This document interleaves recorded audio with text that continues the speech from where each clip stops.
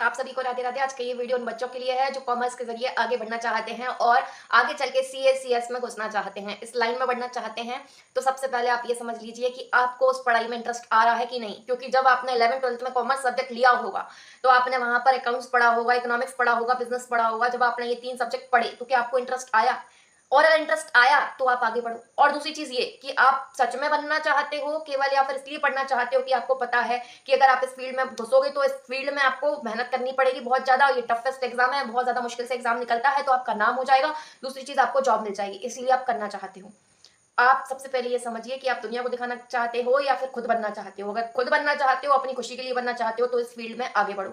नहीं तो आप इधर पर रुक के आप नॉर्मल बीकॉम करके कोई बिजनेस करो, कोई अपने अंदर जो क्रिएटिविटी करना चाहते हो या आप कुछ और करना चाहते हो तो आप वो करो।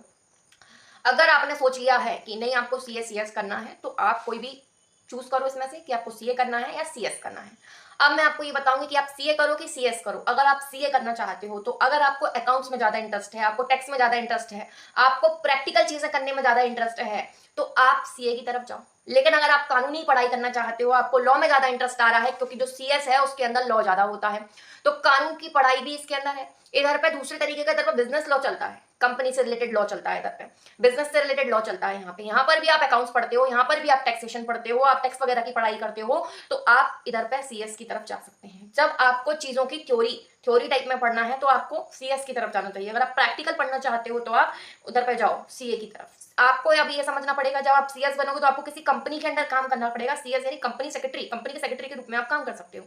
इधर पे आप अपना खुद का ऑफिस भी खोल सकते हो, लेकिन उस ऑफिस में आपको उस तरीके के काम करने पड़ेंगे। अब इधर पे सीए बनोगे तो आप किसी बिजनेस वगैरह कोई कर रहा है, कोई दुकान वगैरह खुला है, तो उसमें आप काम कर सकते हो, आप उनके अकाउंट्स वगैरह ऑडिट कर सकते हो। ठीक है, इधर पे आप खुद का भी काम कर सकते हो। अगर आपको डिग्री मिल जाती है तो आप खुद का काम कर सकते हो, खुद का ऑफिस खोल सकते हो। ठीक है, और दूसरी चीज ये आप कहीं पर जॉब भी कर